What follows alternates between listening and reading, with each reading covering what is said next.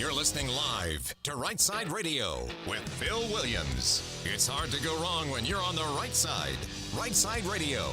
Solid, conservative, and just plain right.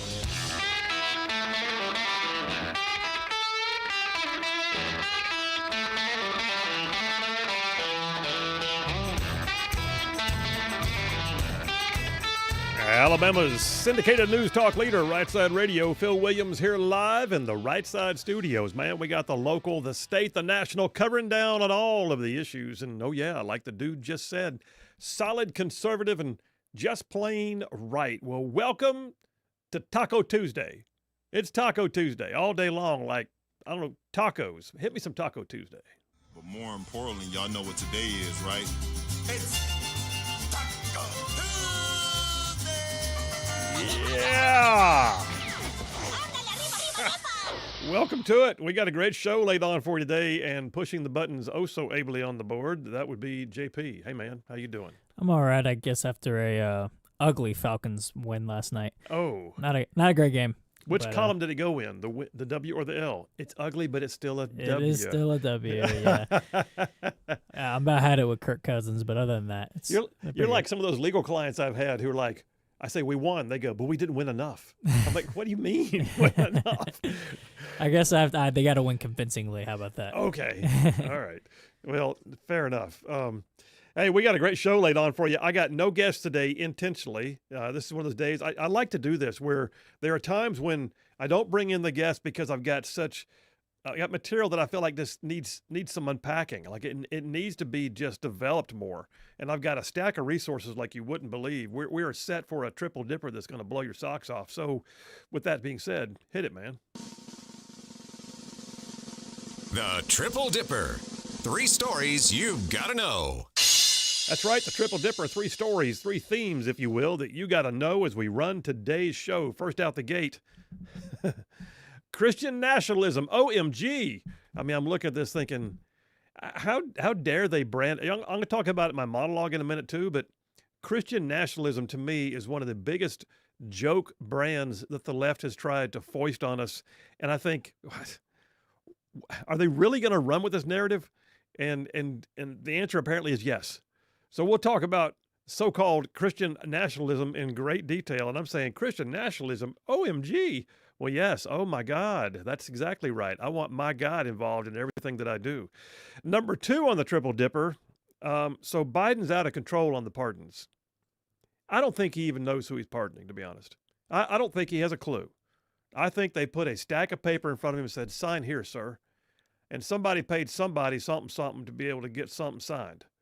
And that's where we are. Because when you look at some of who's receiving pardons, there are whole communities, to include Democrat-led communities, that are up in arms about people that are getting blanket pardons.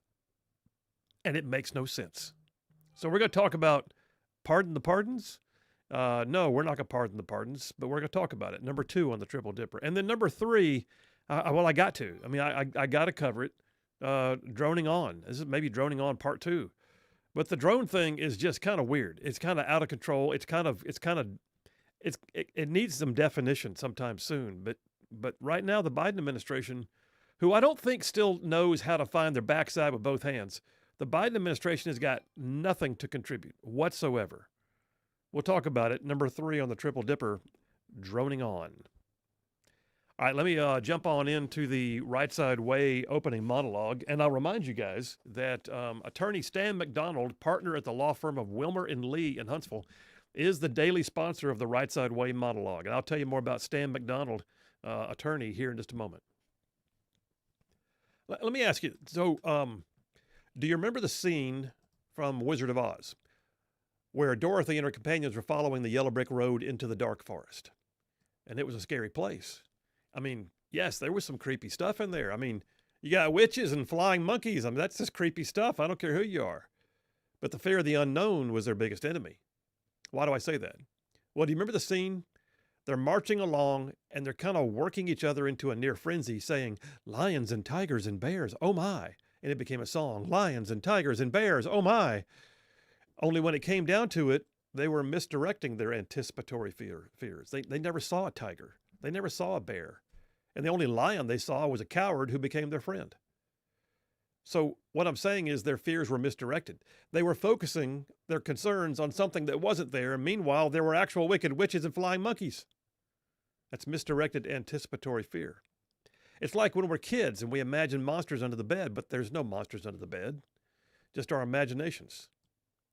Well, the left is doing that right now. The left is marching down the yellow brick road, and the scary mantra is one from their imagination. And you can see it in their writings. You can hear it from their pundits. You can watch it in their TikTok videos.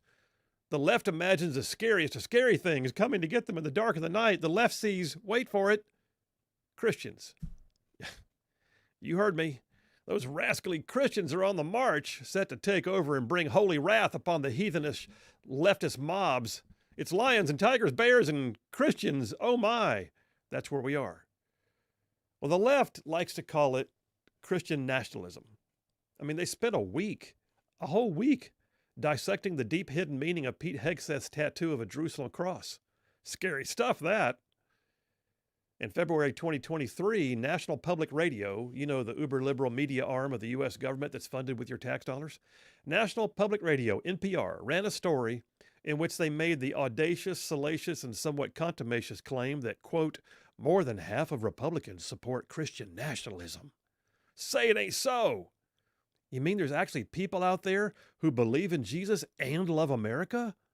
Heresy. NPR went on to describe it as a long-held fringe viewpoint which has recently gained a foothold in American politics, and particularly, they say, in the GOP. According to the survey that was the centerpiece of NPR's screeching piece on the ills of being a so-called Christian nationalist, the adherents of Christian nationalism will supposedly go to great lengths to impose their vision of the country. Impose. I've never actually met someone who could ever impose a Christian faith. Here's the bottom line. I love Jesus, and I believe he's Lord, and I love the United States of America, and I believe it's the greatest country on the face of the earth, and I believe in the Bible, and I support and defend the Constitution. Am I wrong for doing so? I don't think so. Can I do both? Can I be a Christian and be a patriot all at the same time? I'm pretty comfortable with that. But the screechers on the left, they'll tell you, you can't mix politics with faith. Well, I would reply that my faith cannot be separated from me, and if I'm in politics, that my faith naturally goes with me. I mean, you don't have to believe what I believe. That's the beauty of Christianity. It's a freely made decision, a matter of both choice in heart and mind. And you don't have to love this country. I mean, the Constitution actually guarantees you that right. But the same Constitution also guarantees me the right, the actual right, to believe what I believe and to say so. And I am perfectly content, and I find no disparity in the idea that I can love the Lord and love my country, and because I love the Lord, I want my country to know him like I do. I mean, it's really as simple as that. Does that make me a Christian nationalist? Maybe so. And I'll tell you what, I'll wear that t-shirt every day of the week. But Phil, what if you're wrong? What if God's not real? Really? Okay. What if I'm wrong? What have I lost? I have committed my belief system to a faith that calls me to be strong and courageous, to seek wisdom, to be faithful to my wife and to extend charity to others, to take strong stands, to have hope, to have a strong work ethic, to not live in excess. So really, if my faith is not real, although I believe it is, then what have I lost? Nothing. If I'm wrong about God, I've lost nothing. But if non-believers are wrong about God, they've lost everything. So yeah, I reckon I'm a Christian nationalist, guilty as charged. But I'll tell you, the same knuckleheads that would conjure up the ridiculous narrative that loving the Lord and loving America makes us somehow dangerous are actually moving forward with the intent to brand us that way. In my estimation, there is an assault on Christianity that's ongoing right now. The liberal progressives at the Center for American Progress published a piece last year that labeled Christian nationalism as the single biggest threat to America's religious freedom. What? Yeah, they went there. The claim was made in their tedious screed that Christian nationalists seek to undermine democracy and make America a nation for Christians only, which could lead to violence and discrimination, especially, they claim, against the LGBTQ2IA+ acronym people and women and other religious minorities. And, I'll be honest with you, I've never met a Christian who believes that. Not one. I've met plenty who, like me, pray for revival, but never one that said America is for Christians only. I've had friends and loved ones who didn't believe like me. I've gone to war alongside men who didn't believe like me. But nonetheless, the progressive left is determined that Christians who love America are somehow the problem. The nationally known Brookings Institution actually hosted a forum not long ago on the threat of white Christian nationalism. White Christian nationalism. Oh, now it's racial too. In the opening lines of the introductory website for the forum they held, it stated, quote, "The rising influence of white Christian nationalism in some circles of American politics is posing a major threat to the health of our democracy and our culture." Well, there's some hogwash. How much did people spend trying to go to that conference? But folks, listen, they won't be content until they can eradicate your deeply held beliefs about God and country. And I believe the day is coming when we will have to be prepared to choose. The same America where your tax dollars paid for the NPR attack on so-called Christian nationalism. The same America, by the way, where your FBI internal memorandums directed a strong investigative predisposition against traditional Catholics. Where grandmothers who pray outside of abortion clinics get put in jail. That same America is actually seeing a resurgence in faith. Really? Yes, they are. Despite the left's never-ending effort to refute and rebuke and resist the idea of a loving, all-present God, there is a turning right now in America. One recent study said that Bible sales are rapidly increasing and that the highest number of sales are going to those who are first-time buyers. People who didn't already have a Bible are now putting them in their homes. Listen, the bottom line is, at the same time, we're also seeing a radical, wonderful resurgence of patriotism. We are tired of being told that we're no good, that we must apologize for being a great nation. No more of that. We're done with feckless leadership. America is back, and Christianity is on the rise. You see, the reality is that the Bible gives us perspective, and the Constitution actually guarantees our right to the free exercise of our faith. Period. End of story. So in America, unless we abdicate our rights, the default is always to err on the side of liberty, right? In essence, I have to be a Christian nationalist. Christ is why I live. America is where I live. And if I separate one from the other in my mind, then I'm likely to lose the protections of both. Without God, I'm lost. And without the Constitution, I can have my worship of God denied by others. Christian nationalism. Okay, sure. If you need a label to put on somebody who loves the Lord and loves America and believes the two go well together, then go ahead and label me that. If I'm wrong, I've lost nothing. But if they're wrong, they've lost everything. You get ready, folks. The day is drawing near. And that's a wrap for the Right Side Way. Yeah, there you have it. Christian nationalism. What a scary, scary thing. They just make crap up every day. But the reality is this. Yeah, I love Jesus and I love America. And I want the two to go together. How about that? That's as simple as it comes. If that makes me a Christian nationalist, I'm all for it. Phil Williams, Rightside Radio. Y'all stay tuned. We'll be right back.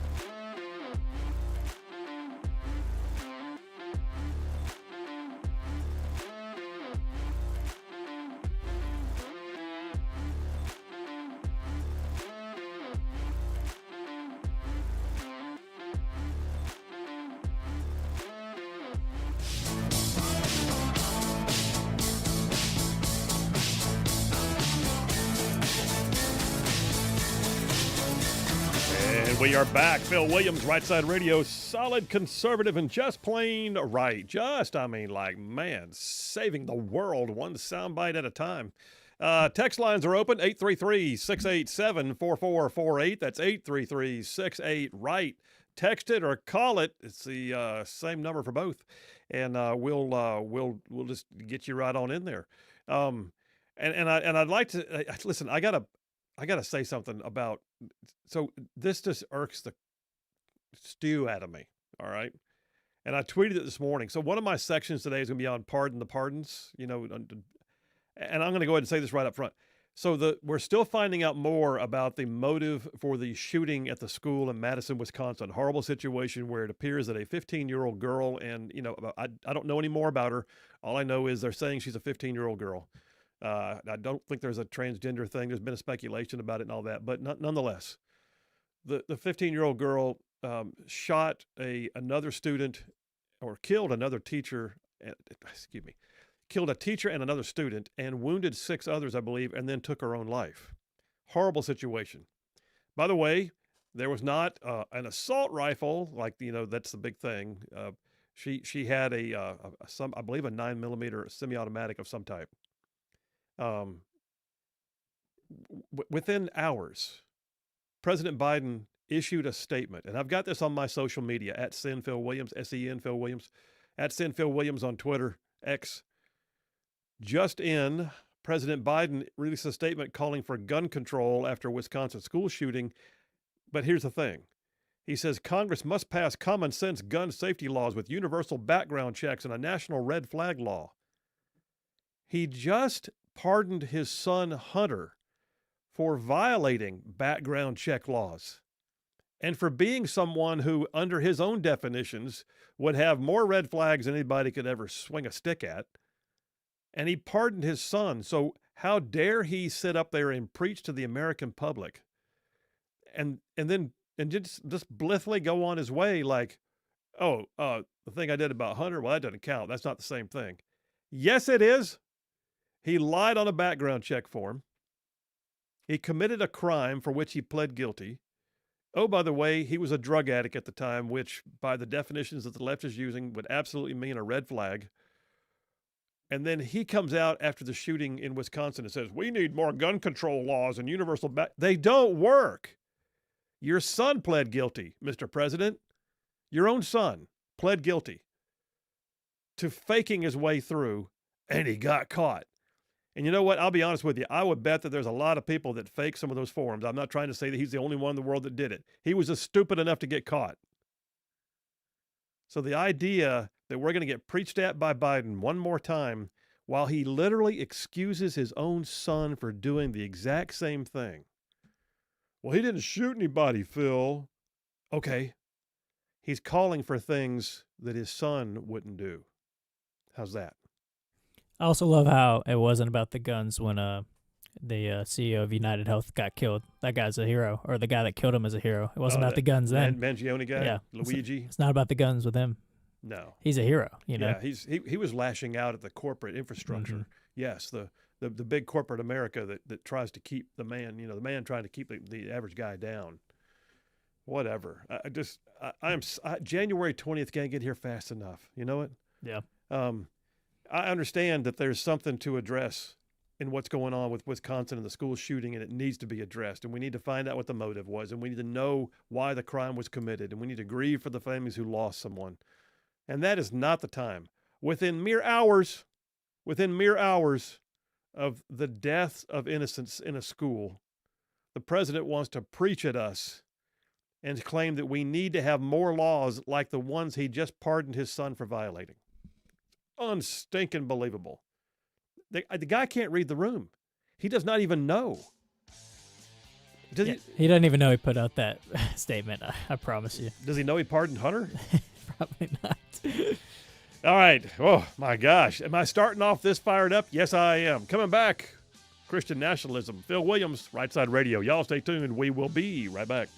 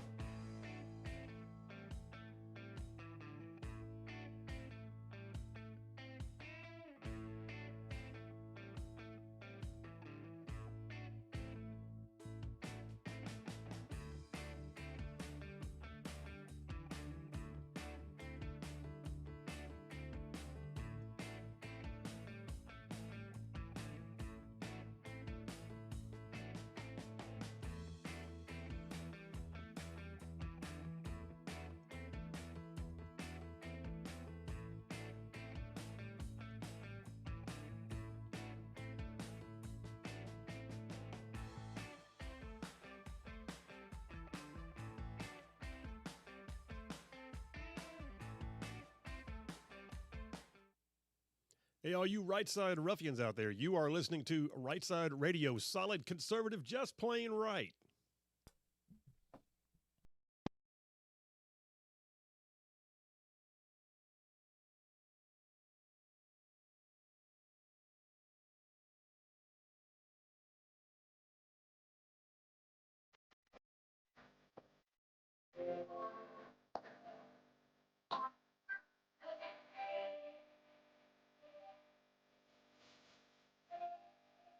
And we are back. Phil Williams, Right Side Radio, solid conservative, just plain right, just covering down on some major ground across the northern half of the most beautiful state in the nation. This one, I'm talking about Alabama, y'all. Alabama, this show goes way down south of Birmingham, up north of Huntsville, Tuscaloosa, back to Gadsden, parts of Georgia, Tennessee, and even Mississippi, all thrown in just for good measure. Hey, by the way, I say that, and it's true, and we don't expect that to stop. However, it is going to change. So here's the deal. If you are listening to us right now on 101.1 FM out of Birmingham, that's our Crawford Broadcasting affiliate, that will change come January 1st. Just want you guys to know, the 2.5 years we've been on that station, the contract was up for renegotiation. We worked the renegotiation piece in good faith, but decided ultimately that it was going to be best for us to go ahead and move on. So that being said, business decision being made, we still love our audience. And if you are listening to us on 101.1, don't think for a second that means you can't get the show. Here's what I really want you to do. Please, I mean, even right now, if you don't mind, go check out how to see us online. Like my wife, she listens to it on her phone all the time because we're streaming. We're streaming video and audio live on like 5 different platforms right now. You can go to YouTube and see us on Right Side Media's YouTube channel live every day. You can go to our website, rightsidemedia.org, see us live every day. You can get just the audio if you want to. You can also get both on Twitter, like X. Go to Right Side Media or go to my account at SinPhilWilliams. You can get us on Rumble. You can get us on Twitch. I mean, like, we're everywhere. We're all God's children can see Right Side Radio broadcasting live. So, yeah, don't let 101.1 FM's change with us, or our change with them, or whatever you want to call it, be any kind of a setback to your daily listening. We'd love to keep you in the loop, and all you got to do is stream us online. And by the way, if you do that, do me a favor. Aside from checking out how it works, click subscribe or like or whichever version is on that platform. Because as we grow as a company, and brother, we are growing, I'm pretty excited. But as we are growing as a company, you subscribing actually gives us more abilities. And we're pushing. We're going to hit 1,000 on YouTube. And once we hit 1,000, YouTube allows us to do more stuff. So please subscribe. We're at 860 right now. Oh, it went up a few. Mm-hmm. All right. And people subscribing during the show. All right. Get her done.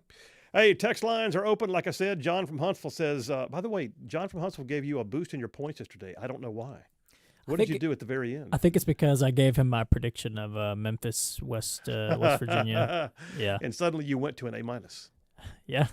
But if I get that prediction wrong, he may dock me even more. Okay. By the way, John, he was talking a lot about Seinfeld and Nick Saban right before the show started. David from Madison says, the public nor the media can lash out at the guy that killed the CEO because wasn't his gun 3D printed? Yeah. He said, I know the silencer was.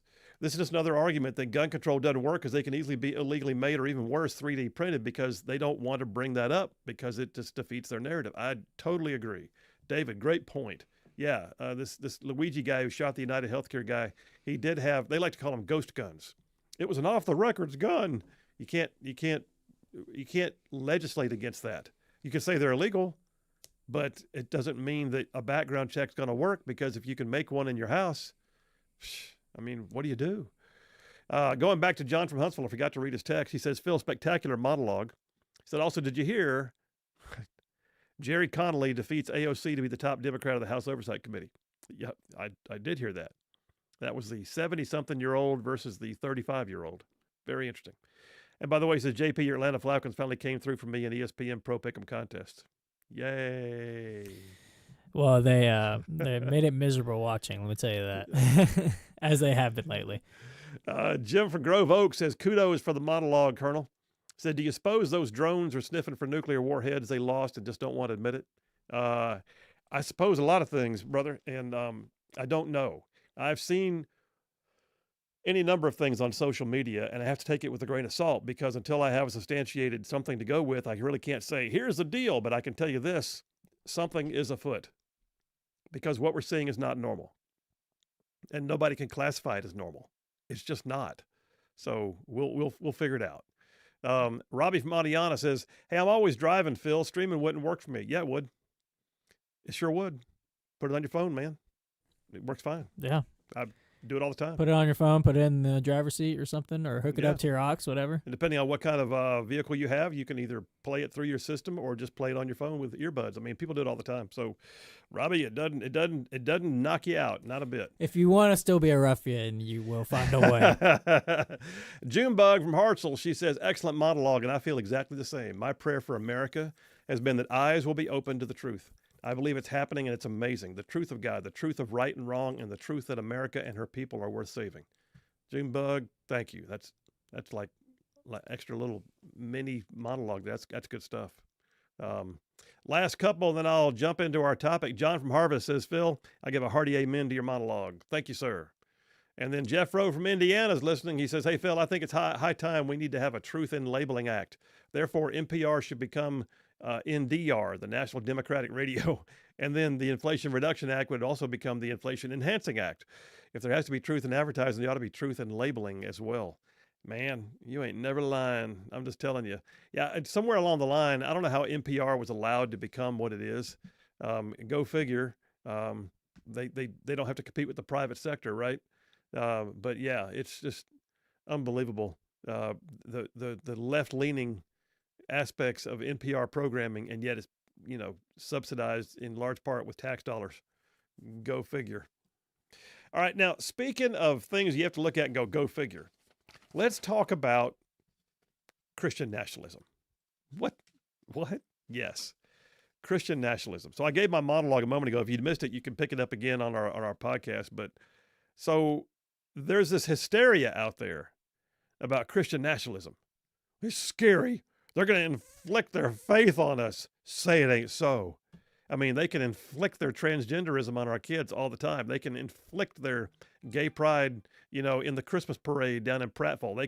They can have drag queen story hours. They can mandate that we have to take a vaccine that may or may not be a question of religious accommodation, and then cause people to lose their careers if they don't take it. They can kick you out of the military if you don't take it.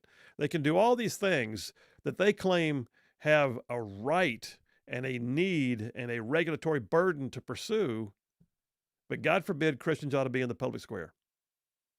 Actually, God does not forbid Christians being in the public square. How about that? Well, Pete Hegseth is part of what got this going for me, and I decided to I've got articles on just the general aspect of accusations about Christian nationalism, but Pete Hegseth is what has brought it back to the forefront in the most recent weeks. I mean, it never left. It's been a huge piece of the extremist talk that the liberals love to try and narrate into the fabric of American culture. But Pete Hegseth has a tattoo. He has several tattoos. JP, do you have a tattoo? Nah. Okay. I don't really think I'll have one anytime soon, at least. I don't know.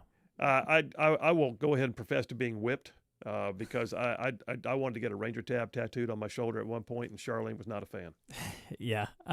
they're too expensive. So I don't have a beard or a tattoo because my wife prefers me not to have a beard or a tattoo. Well, there you go. And I've been married 38 years and I'm still happy, so I guess I'm going to go without a beard or tattoo. If it ain't broke, don't fix it. Well, so Pete Hegseth has tattoos. I mean, he's got several, but one of them that's caught some attention. I mean, it's big doings, y'all. I mean, come on. He's got a large white Jerusalem cross tattooed on his chest. No. Yes. Right there on his pectoral. Yeah, it is. So if you're not familiar with the Jerusalem cross, it's like a sort of I want to say like a squared off, like the upper and lower bars are the same length, and there's 4 smaller crosses inserted in and around it. So basically, there's 5 crosses within the image of the one cross. Does that make sense? Isn't it called the Crusader cross? It is also, by the way, affiliated with Crusaders. Yeah. And so he has the Jerusalem cross tattooed on his chest, and his detractors are now saying, it's a sign of white supremacy. It's a sign of Christian nationalism. They can't choose. I mean, I guess that's Christian nationalism is immediately white supremacy. I don't know. Yep. I'm pretty sure there's black Christian nationalists. Well, those aren't an issue. I'm going to bet there's Asian Christian nationalists. You'd probably be right. I'm gonna largely suspect that there are Native American Christian nationalists. I would bet on that, yeah. And I'm gonna bet that there are people who have a sort of what I would call a mixed lineage who are also Christian nationalists. Probably. So what do they do then? Well, those are patriots. The white ones are the bad ones. Oh, okay. Well, you explained that pretty well. Yeah. So the detractors have said the Jerusalem cross on Pete Hegseth's chest is an indicator of extremism, like white supremacy and Christian nationalist sentiment. Some of you mistaken it for a Nazi swastika because they don't pay that close attention. Those ones have cracked me up the most. He's got a swastika on there. If you're going to go at him, at least get it right. I mean, for the love of, yeah. According to Hegseth, concern over the tattoo actually caused leadership in the District of Columbia's National Guard to pull him off. See, he used to be in the National Guard, and it was only a few years ago he retired as a major. He was going to be on a mission to guard the inaugural proceedings for President Biden when he was, sworn into office. But the District of Columbia National Guard actually pulled him because of his tattoo, because that's when they were getting really scared. Think about the time frame, 2020, 2021 at that point. That's the BLM riots and all the things going on. So he actually retired from the National Guard because he wasn't going to keep putting up with that. The laughs on them. Now he's looking at being sec def. And all their attempts to get him out have looked to have failed. I'm saying. It's looking like he's going to get passed. So if you're not familiar, the Jerusalem cross, it originated in Eastern Christianity sometime like in the 5th or 6th centuries, right? It was adopted by the Crusaders. It became a symbol of the Christian kingdom of Jerusalem from 1099 to 1291. And it's still used today by the Latin Patriarchate of Jerusalem and a Catholic order called the Knights of the Holy Sepulchre. And the Jerusalem cross, it actually has dual meanings. Here's the official meaning of it. One is it represents the five crosses, represents the 5 wounds that Christ received on the cross, and it also represents sort of a global version of the gospel being taken to the world. All right, so pretty scary stuff. Well, they brought in an expert in this article I've got here on Fox News, a Catholic priest who's a member of the religious order that uses the Jerusalem cross, and he said he's not even familiar with the cross being used to represent any kind of extremisms. He said, on the contrary, the Jerusalem cross symbolizes the message of salvation being taken to all people, and it's fairly common practice, he said, for Christian pilgrims who go to Jerusalem to actually get a tattoo of the Jerusalem cross as a sign they visited the holy city. Okay, so you look at all that and you go, really? This is what you got? You're going to try and derail a guy from being Secretary of Defense because he has a cross tattooed on his chest. But that's where they are. That's where the screamers are right now. All right, when we get back from this break, I'm going to tell you one of the next things they're really worried about in terms of Christian nationalism and Pete Hegseth is what's he going to do with his beliefs? Oh my gosh, he's going to have sway over the Department of Defense schools. He's going to invoke Christian nationalism in the school curriculums. It never ends, y'all. Phil Williams, Rightside Radio. Y'all stay tuned. We'll be right back.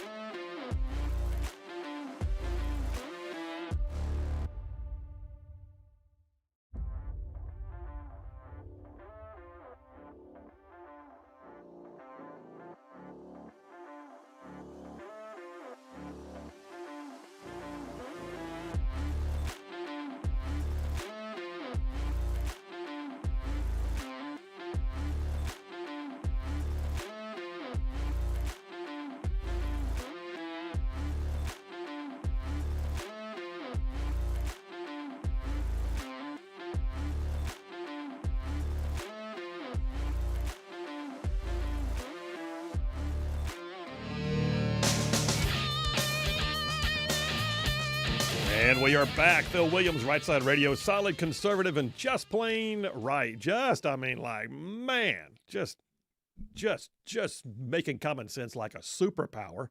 So I'm in this thing on Christian nationalism, and I really wanted to unpack this today because I'll be honest with you, they're saying it about you. They are. They're saying it about you. If you love Jesus and you love America and you're willing to say both, guess what? Christian nationalism. Now they're going to try and say, well, we didn't mean every Christian, just the ones that love America. So if you go to one of those churches that flies a gay pride flag in front of it, yes, there are those, then you're okay. I mean, that's not Christian nationalism. That's like, progressive Christianity, and we can live with that. We need to coexist. By the way, I hate that bumper sticker. That bumper sticker is such a crock. Yeah, I don't like it. You've seen it? Oh, everywhere. Yeah. So if you're not familiar, there's the coexist bumper sticker, which is the word coexist, and it's spelled with the symbols of different, religions from around the world. The C is the crescent from Islam, and then, the T at the end is a cross, but everything else in between, right down to Wiccan symbols. The whole thing, coexist. What does that even mean? We already coexist. We already do. No one is saying, we intend to take up arms and stamp out your religion. No one's doing that. Well, I take it back. The radical Islamists are. How about that? But Christians aren't doing it. And yet, for some reason, we're the ones they want to brand. This is offensive if you get down to it. It's offensive. It's unnecessary. And it's absolutely antithetical to common sense. But yet, when have you seen the liberals ever make sense? So, article here from Politico. Phil, did you go to Politico? I did. Politico. Dateline, yesterday. Pete Hegseth has pushed for years to steep American education in patriotic principles and Christian theology. He could implement that vision for thousands of military families if he's confirmed to lead the Defense Department. God forbid. What does that mean? What's he going to do with Christian theology in schools? So if you're not familiar, by the way, I went to a DoD school. So we were stationed in London, England. I went to London Central High School. I know there's somebody else in the audience that did also, but I went to London Central High School for 3 years, 7th, 8th, and 9th grade. Actually, probably one of the best experiences I've ever had, in part because it took me out of an environment that I had been in that I was really doing badly in, and put me into a place where I had a new surrounding. So there was that. That's a whole another part of my testimony. But the reality is, living in London, England, was very cool. That's where I accepted Christ, actually. And I went to a DoD school. The school itself, by the way, was not academically amazing. Just saying. I look back now and I realize there were things that we did there in school that I look at and go, that was pretty tepid. How did we get away with that and call it science or whatever? But the truth is, the DoD schools are important. They do play a function. We have a lot of military families that are overseas, and if you live in Germany, you can't send your kids to a German school, so you have a DoD school for them to go to. Well, Pete Hegseth, according to Politico, has the high-profile position, which is going to be basically allowing him to run a federally run education program that conservatives have long to restructure, it says. Well, I got news. It needs to be restructured in some ways, regardless of the views you may have. We just recently saw that a absolute screaming racist liberal was appointed to make sure that DEI was in all of the DoD schools. Never mind the fact that she was on her own social media talking about how she was sick of all the white folks. But they're going to fuss about Pete Hegseth. So it says in the article here from Politico, he will have the opportunity to bend a key facet of education system in his own image. God almighty, this is such a screamer. It would also be a way to resurrect the patriotic education blueprint that Trump advanced during his first term and set an example Republican-led states can follow. What are they talking about? And by the way, patriotic education, what does that mean? Like actual history that says America does good things? By the way, America did win the revolution, and America did win World War I, and America did win World War II, and America did, supply food to the nations, and America had problems along the way. We did have the American Civil War. America did have slavery. Oh, by the way, America stamped out slavery, and America led the charge across the world for stamping out slavery. But you know what? Just if you hate America, you shouldn't be in charge of education either. How about that? But a guy named Max Eden at the American Enterprise Institute says this could be huge. It could change the character of American education for half the country. At the same time, Politico is freaking out because, I don't know, Hegseth is a Christian. This is nuts. I got more on this, and I got more on what they said about people besides Pete Hegseth. Y'all stay tuned. I'll tell you how they're labeling you. Phil Williams, Right Side Radio. We will be right back.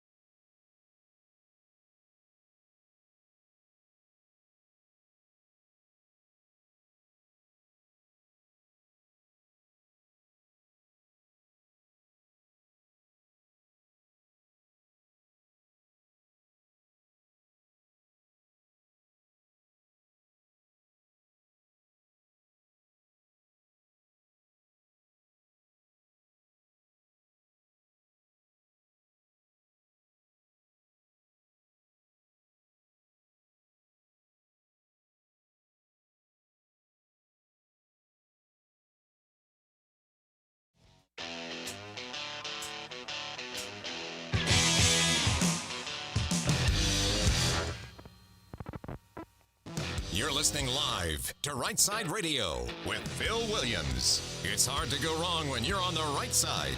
Rightside Radio. Solid, conservative, and just plain right.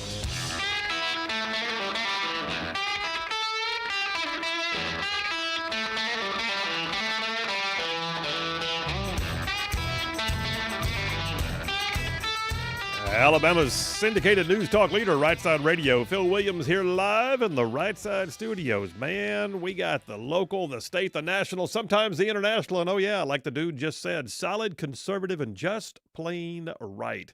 Let me get some text messages and stay caught up with those. John from Huntsville says, are you sticking? Oh, okay, he's asking about, just answer him on the text. I'm not going to do sports right now. Mike from Harvest says, Phil, can you please tell me where I can get some of that Christian nationalism? I'm asking for a friend.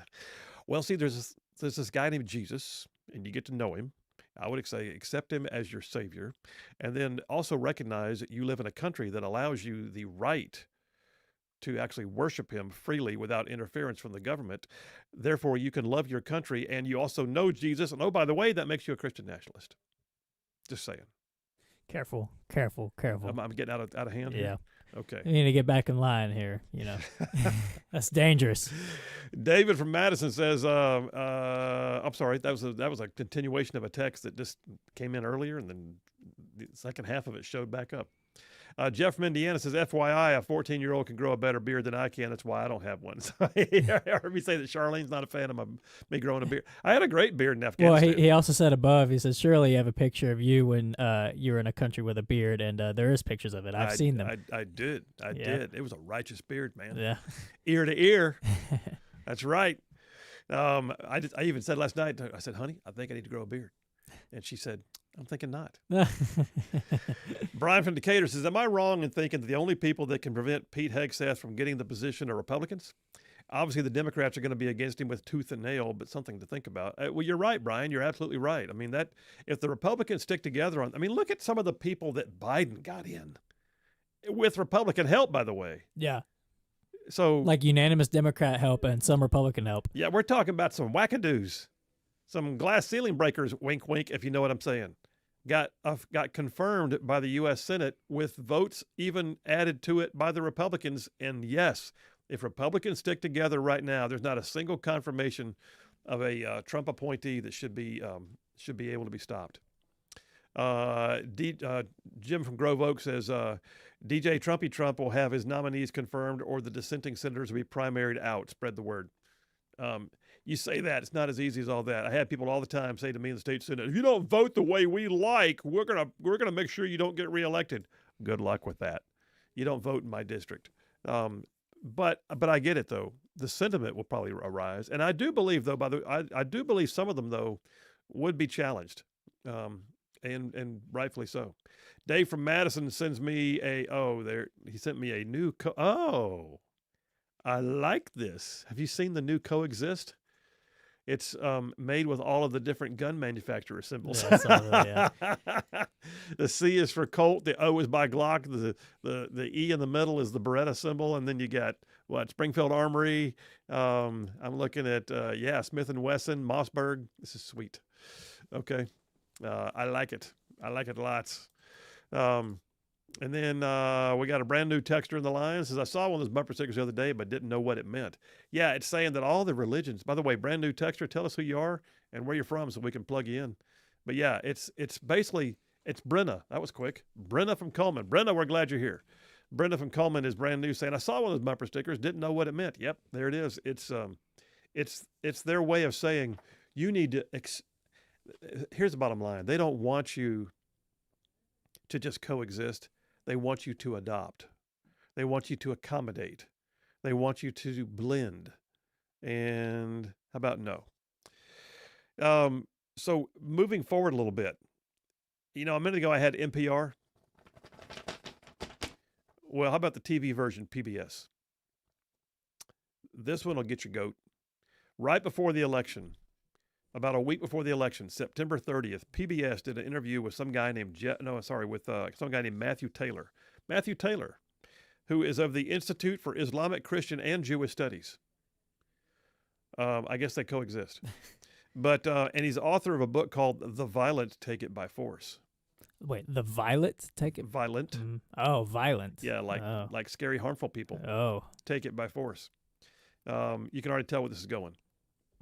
Well, the interview with a guy named Jeff Bennett, who's the host on a show, on a town hall show, not a town hall, but like a podcasted show on PBS, interviewed Matthew Taylor, and their deep concern, and the subject of the entire interview was, what do you think about J.D. Vance actually going on a show, like a town hall meeting with Lance Wallnau?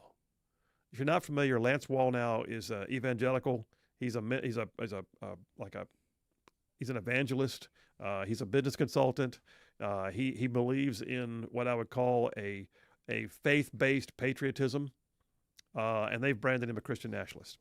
So Jeff Bennett, the host, here's his question. Here's this.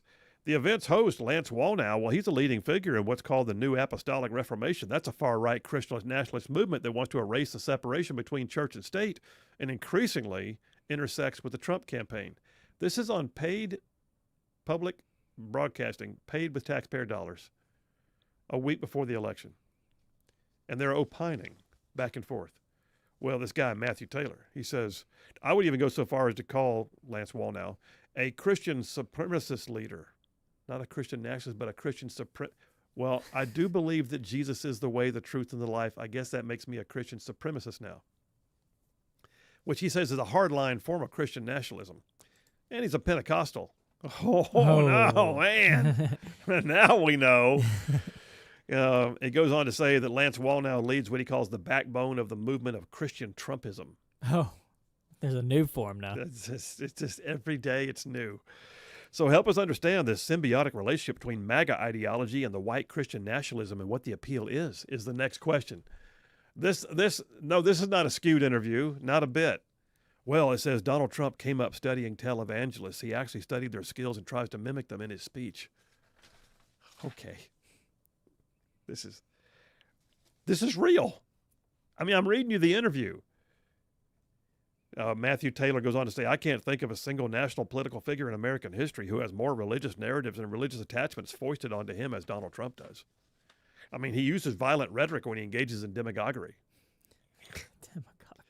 And goes on to say, this is a movement, Christian nationalism, that is already steeped in the rhetoric of violence. Now they'll often frame it and say, this is about spiritual violence. We're talking about battling back demons, but we're really pointing out that what you're really trying to do. Anyway, you see where it's going.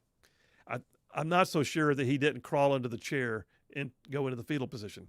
But the bottom line is this, you guys. If the ACLU is against you, you're doing okay.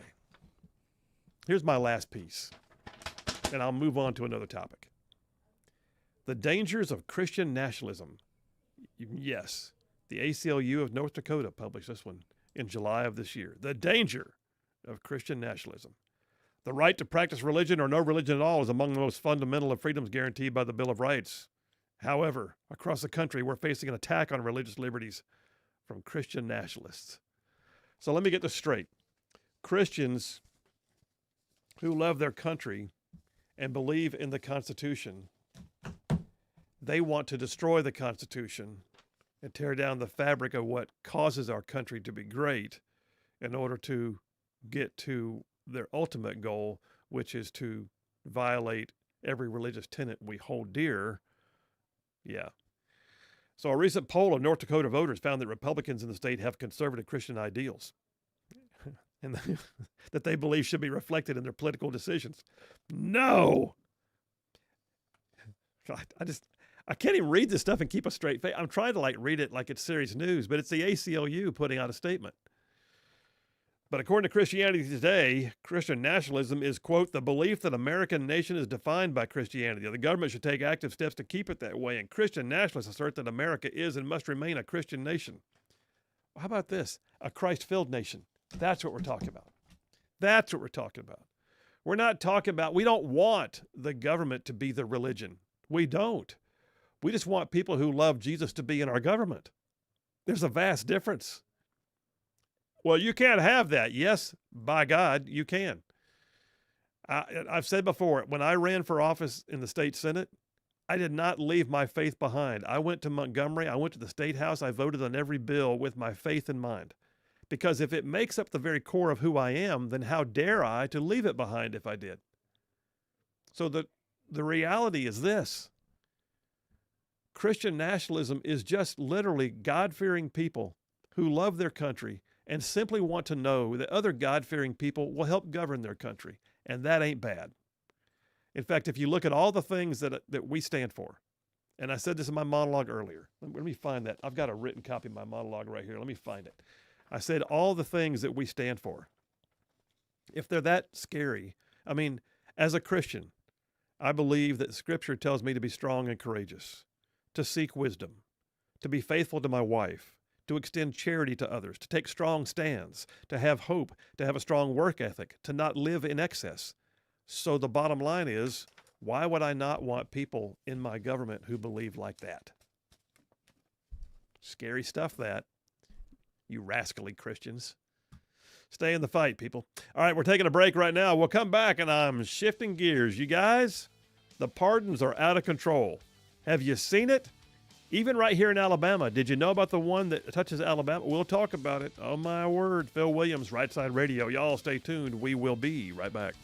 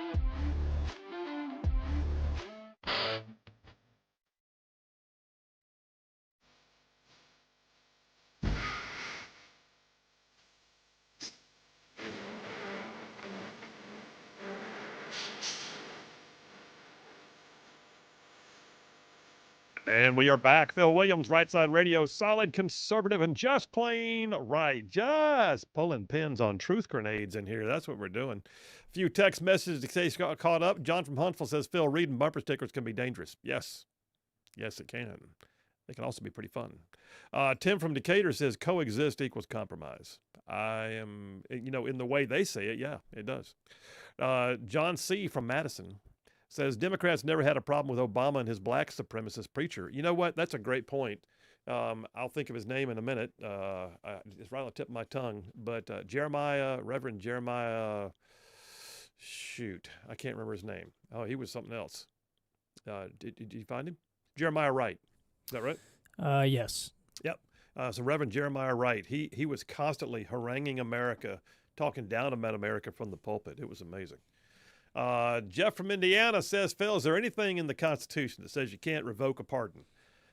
Because otherwise, if a president could pardon anyone, including himself, hypothetically, they could steal all the gold from Fort Knox and then pardon themselves for the crime, leaving no way to recover it from them. I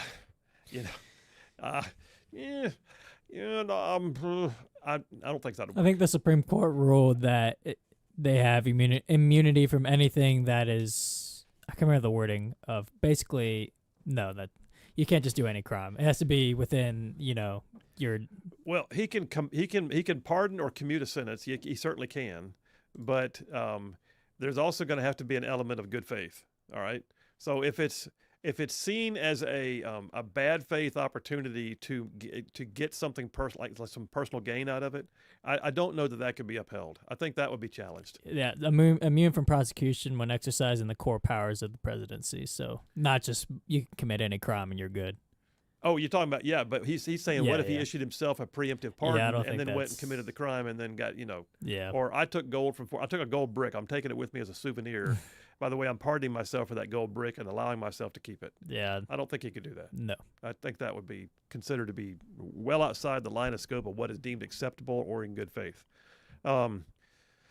By the way, I just had somebody's following me now on Twitter now. Michael says, Phil, can you please tell me where I can buy some of that Christian nationalism? I'm asking for a friend. And my response was, no need to buy it. It's free. Already paid in full. The tab for the Christian part was picked up by Jesus. The nationalism was covered by patriots. Go get you some. And it's true. It absolutely is true. All right. So this next section we're going to do is talk about the pardons. Now, I will say this. That, if you had asked me a few years ago, is there really a two-tiered justice system? I'm an attorney. I've been practicing law for 20 years, over 20 years.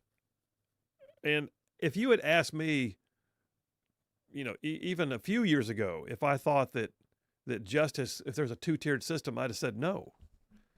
And then 2020 happened. And then the Get Trump happened. And then the Democrats learned they can actually use like lawfare. This is amazing. And you began to see what I think is an absolute effort to create a two-tiered justice system. And it's sick. And then on top of that, you also look at the pardon power.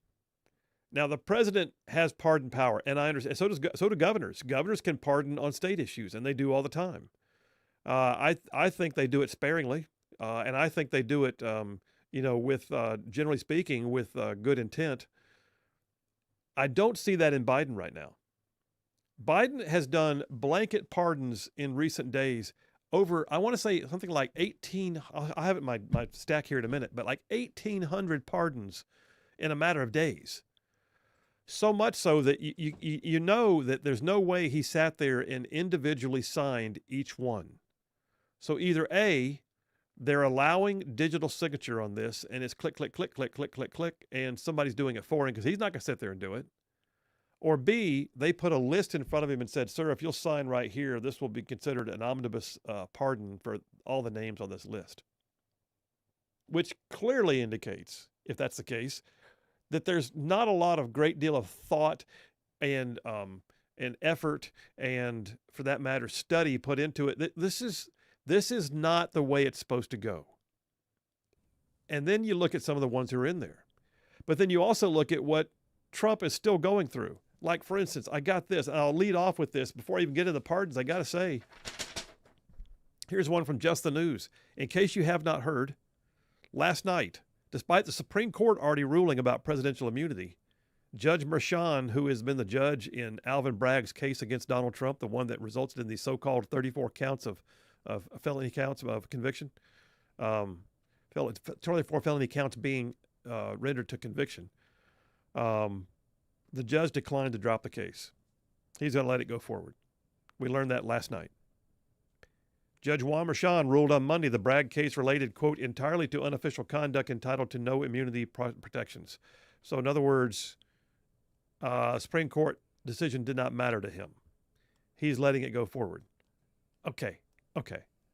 When I read you in a few minutes some of the people that just got pardons from Joe Biden, and then you hear this about Donald Trump, about a case in which there were no damages, there was no one saying I was the one who was harmed.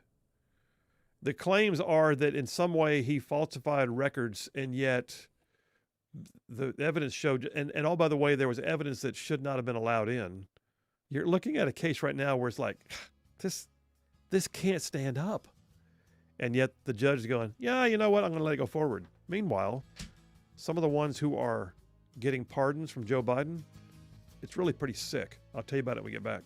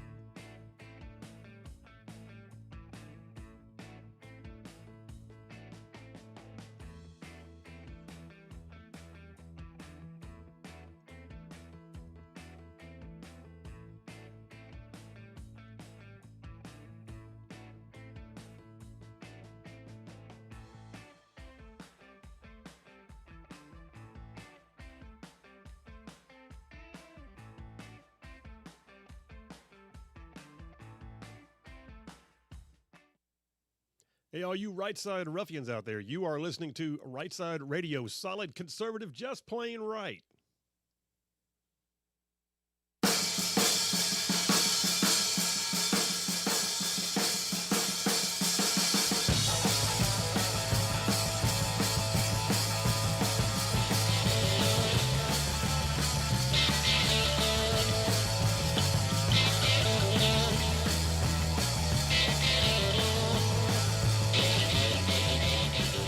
And we are back. Phil Williams, Rightside Radio, solid conservative and just plain right. Just covering down on some major ground across the northern half of the most beautiful state in the nation. This one, I'm talking about this one, y'all. Talking about Alabama. I mean, this show goes like way down south of Birmingham and up north of Huntsville, Tuscaloosa, back to gas and parts of Georgia, Tennessee, and even Mississippi, all thrown in just for good measure.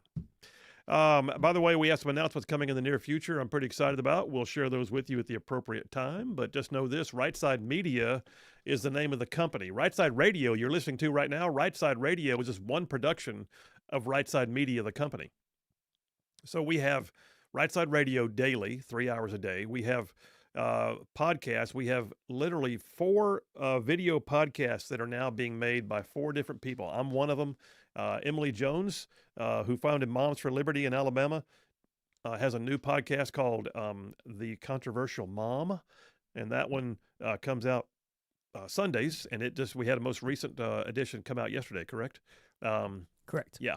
And then we also have the Liberty Minute with former Navy SEAL Jared Hudson, who's an amazing guy who does great work in interdicting human trafficking and that kind of thing. His Liberty Minute podcast comes out every Thursday, or roughly every Thursday. About every other Thursday. Yeah. Next one comes out this week. Yeah, good deal. And then we have Right Click with Birdman. He has his, comes out every Friday. And then I have mine, The Right Philosophy, and the latest edition of Right Philosophy is scheduled to come out tomorrow. Yep. On Wednesdays, as always. This is, I mean, it's just crazy to me. And I think at some point I need to tell the story of how all this, I mean, I've told it a little bit, bits and pieces, but tell the story of how we got to where we are and where we're going. Like a well-oiled machine right now. Listen, it's humming. And on top of all that, we have a written op-ed that goes out every single week and gets published in like 18 different news outlets. So we're just pretty stoked, and we're growing, and you guys are the reason why. And so I'll just say we are grateful for all of you. We are more than grateful for all of you. In fact, you're the reason why we exist. God can give us a mission, but if the people are not out there, then there's nothing to do. Well, I could sit here every day and just talk into a microphone and nobody's listening. But no, we know for a fact there's a bunch of you that are listening, and we appreciate it more than you could possibly know. So I'm in this number 2 of the Triple Dipper, Pardon the Pardons. And I mentioned a moment ago that it's kind of galling when you look at what's happening with Trump. Like, for instance, 2 brand spanking new stories. The first one I pulled off of Just the News. Just the News has the piece that talks about the fact that last night, Judge Juan Merchan chose to not dismiss the case by Alvin Bragg against Donald Trump. He believes that regardless of what the Supreme Court of the United States said, that case needs to go forward. So now we'll go through the full appeal process of this jacked up set of convictions that Alvin Bragg was able to procure with a novel theory of law, using evidence that is not allowed. The other piece you got to look at, though, before I get into the pardons, because what I'm trying to do is set up the disparity, the 2-tiered system of justice. On the Republican side, our candidate for president, now our president-elect, has that case against him, multiple other cases against him, and then you don't forget, we just recently learned that, what's his name, Nathan Wade, Fannie Willis's boyfriend, who was on the Fannie Willis case over in Georgia, that he was coordinating directly with the White House, and I want to know more about that. Now we have this one. Did you know, by the way, that Trump just had to sue ABC News? Did you know this? This is a great story. This is a great story. It actually is. So the other case that's been out there, E. Jean Carroll claims that Trump raped her 40 years ago, and she just decided it was time to do something about it. Funny how that worked out. The New York legislature passed a law extending statutes of limitations. Mostly, it's believed, just in time for her to be able to do this. So it was basically to get Trump. Trump then gets sued by her There is no finding of rape, but there is a finding of defamation. Why? Because he said things about her and denied her claims against him, but that was defamation, and she got a multi-million-dollar judgment. It's unbelievable. Well, ABC News couldn't contain themselves. They loved it. George Stephanopoulos, who defended Bill Clinton, by the way, who helped tear down the lives of women who Bill Clinton had abused. George Stephanopoulos, ABC News anchor now, said multiple times on the air, like one time he was interviewing Representative Nancy Mace, and 10 times during that one interview, he said that Trump had raped E. Jean Carroll. And he has not. There is no record saying that. He said over and over again that Trump was found liable for rape. Did she not have any regrets for supporting a candidate who was liable for rape? He said this over and over again. Well, Trump sued. Good for him. Trump sued. Guess what? ABC just settled with him for $15 million and had to issue a public apology. Whoop, whoop. Can I have some applause on that? I think we need some applause. Maybe even an explosion on that one. I think that's just, and just maybe some, when it's all over with, can you have some laughter? To add some laughter to it too? I think that's a good idea. It's just awesome. Great job. We should just make that a sound effect altogether. The laughter and the applause all at one time. Call it the Stephanopoulos sound effect. I like it. I like it a lot. By the way, too, Stephanopoulos deleted his Twitter account after that. No. Did he go to Blue Sky? Probably, but yeah, he went out in a silent, pouty fit. I saw yesterday that AOC went on Twitter to announce that she reached 1 million followers on Blue Sky. And somebody else quickly pointed out, and you're announcing it on Twitter because that's the only place it matters. That's the only place people will hear it. Yeah, so the settlement, you got Trump settling a $15 million claim. So I'm hoping what that means is he's going to use the money from ABC to pay off all his legal bills. Yeah, that's what I thought. Yeah. I don't know how much he spent, but it's got to be in the millions. Yeah. Now, let's go ahead and look at this from a different side. So the system of justice being abused in lawfare against Donald Trump, still ongoing. He's having to deal with things left and right, still to this day. And yet, AP News runs a story 3 days ago. Joe Biden commutes the sentences of roughly 1,500 people and pardons 39 more in biggest single-day act of clemency in the history of the United States. No president has ever done what he's just done. By the way, it's at 8,000 right now. What is? His pardons. Joe Biden's. What? Yeah. No, that can't be right. Where'd you get that from? This is on apparently 65. Well, it's a blanket pardon. 6,500 of them are people that for marijuana possession. So a little bit of skewed there, but the total is technically 8,000 right now. In the last few days, or has he been doing this throughout the course of his This is throughout the course of his total presidency. If you got a news story to go with that, I want to see it. That's what? 8,000? Okay, anyway, bottom line is this. In one day, he commuted the sentence of roughly 1,500 people, which, by the way, commuting a sentence is where you relieve someone of having to serve any more time. You don't necessarily pardon the crime. You don't wipe it off their record, but it does stop the punishment from finishing out. You commute the sentence. And then the other one is actual pardon, where you basically wipe the record clean, as if it never happened. So, wow. Biden said he'd be taking more steps in the weeks ahead and would continue to review clemency petitions. The second largest single day of clemency was by Barack Obama, who did 330 back in 2017. So 1,500 in one day. By the way, this follows, it points out, the broad pardon for his son Hunter, who was prosecuted for gun and tax crimes. And Biden is under more pressure from advocacy groups to pardon broad swaths of people, including those on federal death row, before the Trump administration takes over.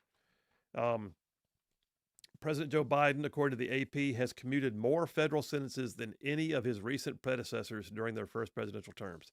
I would dare say it's more than the recents. This is unbelievable. Well, let's talk about some of who got their sentences commuted and or pardoned. How about this one? Story off the Populous Times. The mother of a suicide victim blames Biden for commuting the sentence of a corrupt judge who convicted her son in the Kids for Cash scheme. If you're not familiar with this, There's a judge named Judge Michael Conahan from Pennsylvania who was convicted for taking millions of dollars, $2.8 million. He made $2.8 million in bribes. What he was doing was kids would come before him in juvenile court, but there was a basically like a private prison kind of thing where it was designed for, it was saving the state money, I guess, by running through private sector enterprise as a juvenile jail. Well, if he sentenced them, they got sent there and they got more money for receiving the kid from the state. So he was sentencing kids to incarceration who did not even deserve to have that sentence and getting kickbacks for it. They called it cash for kids. And it's unbelievable. And one of the people who just got clemency is this judge who was literally abusing his position, damaging the lives of kids, and destroying families. So, and then another corrupt judge, a guy named Mark Chiavarella, in the Cash for Kids scheme. He sentenced first-time young offenders to the institution for extremely minor offenses. Well, in 2010, that guy Conahan pleaded guilty to racketeering. He was serving at least 17 years in prison, but he was released to home confinement during COVID-19. That's such crap. He was released to home confinement. So he's sitting around the lazy boy now with an ankle bracelet on, watching TV and eating with the family and celebrating Christmas when he destroyed the lives of these kids. Well, one of the mothers points out that her son was so devastated by the sentence he received that he was never the same person. He was angry and bitter, couldn't look people in the eye, and committed suicide. And she wants to know why that judge got his sentence commuted. Well, so do I. So do a lot of people. So, by the way, does the governor of Pennsylvania. When we get back from this break, I'm going to play you a clip where Governor Josh Shapiro, a Democrat, says literally that Joe Biden has got it wrong on this, and he can't. And it's causing an outrage among the people of Pennsylvania because this was a big, hairy deal back in 2010. Pardon power. Pardon the pardons? I say not. Phil Williams, Rightside Radio. Y'all stay tuned. We'll be right back.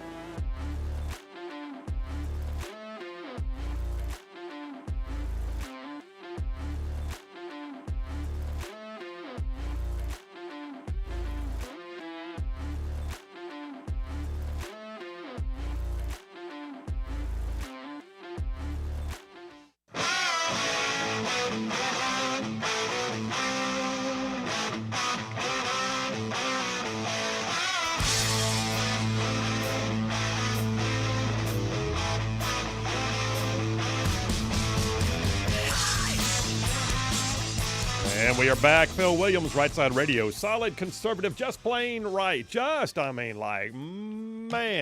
truth bombs. That's what we're doing, dropping truth bombs.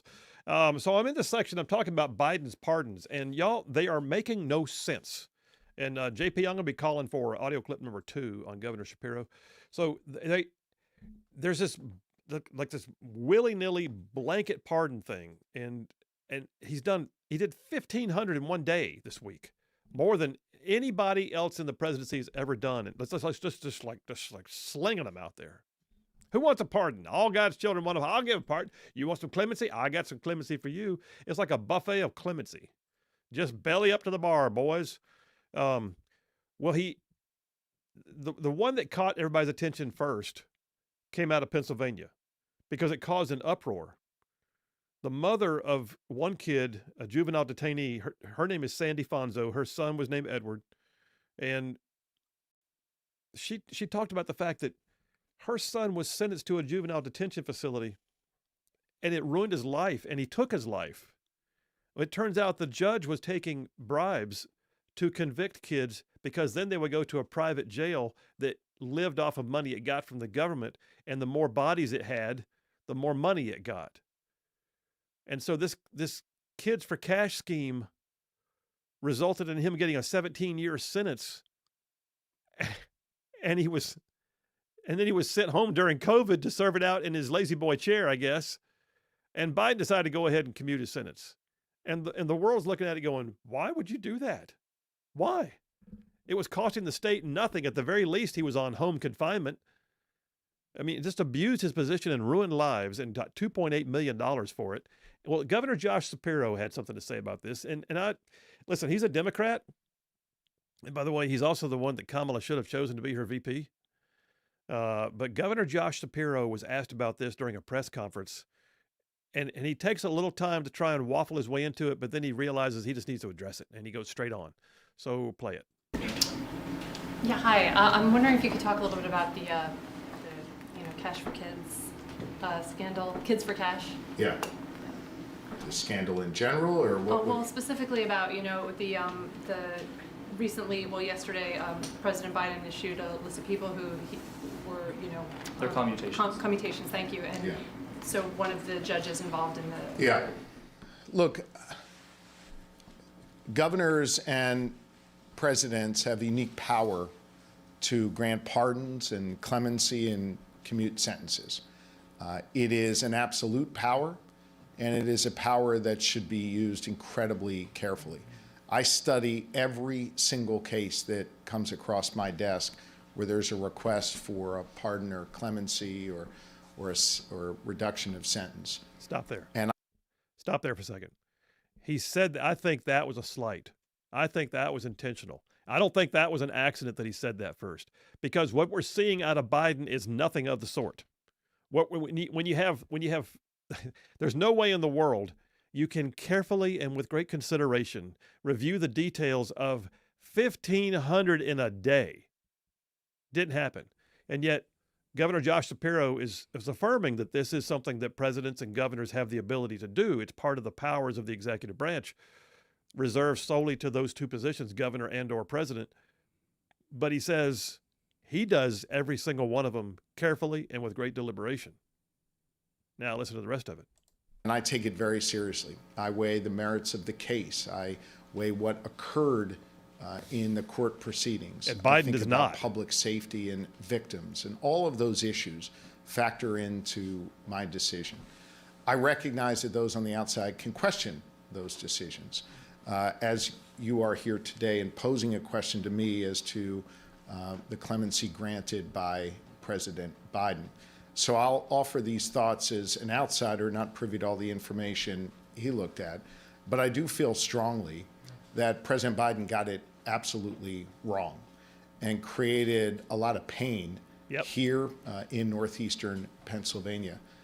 This was not only a black eye on the community, the Kids for Cash scandal, but it also affected families in really deep and profound and sad ways. Some children took their lives because of this. Families were torn apart. There was all kind of mental health issues and anguish that came as a result of these corrupt judges deciding they wanted to make a buck off a kid's back. Frankly, I thought the sentence that the judge got was too light. And the fact that he's been allowed out over the last years because of COVID, was on house arrest, and now has been granted clemency, I think is absolutely wrong. He should have been in prison for at least the 17 years that he was sentenced to by a jury of his peers. He deserves to be behind bars, not walking as a free man. All right. Wow. Good for you, Governor Josh Shapiro. Democrat, by the way. Yeah. That's a Democrat. And people who are listening couldn't see the video, but when he was asked, you could see he kind of took a breath, like looked down, as in like you could see his true thoughts on it. And like you said, at first he kind of gave a political, but then he was, I'm gonna tell him how I think. You know? And he said, as an outsider, look, he's the governor. He knows exactly what was going on. Yeah. He's been involved in state politics for a few years, and good for him. Good for him. Well, listen.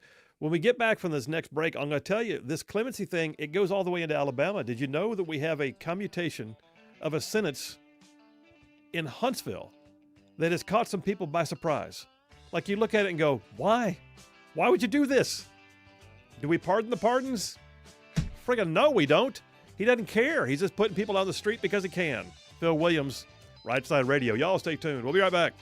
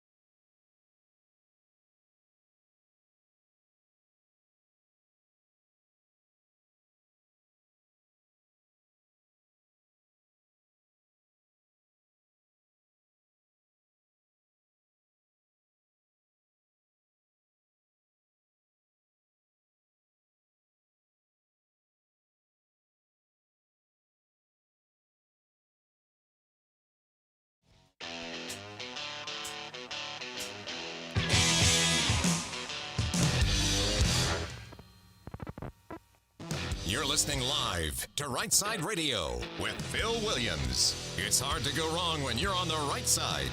Rightside Radio. Solid, conservative, and just plain right.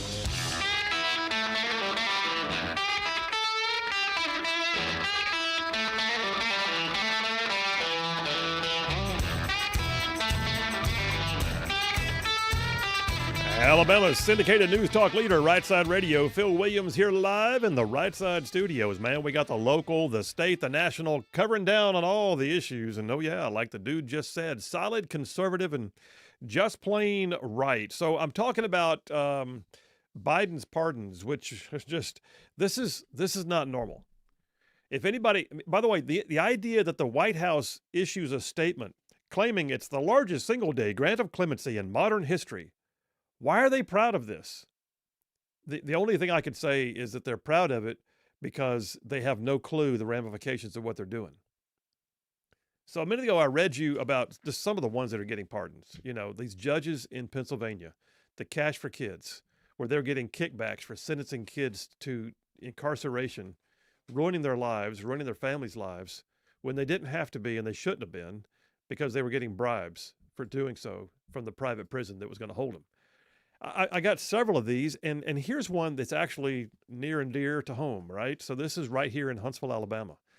In the midst of all of the stories about pardons and the pardons that make no sense, 1819 News has a story that came out today about a former Huntsville pill mill doctor that was sentenced to 15 years in prison. His Dr. Shalinder Agarwal. Shalinder Agarwal at one point was the highest prescriber in the entire United States of controlled substances. There's a quote in the back of the article here. Let me go back to it. From the FBI special agent in charge, a guy named Roger Stanton. He said that at the time that Agarwal was, quote, directly contributing to the opioid epidemic plaguing our nation. In other words, he was a player. He was a huge factor. This one guy, Agarwal, prescribed over several years, prescribed over 12.3 million opiates. At one point, he was writing upwards of 80 to 145 prescriptions for different patients a day. I was trying to do the rough math with JP during the break. If he was doing, let's say he was doing 80, the low end of that.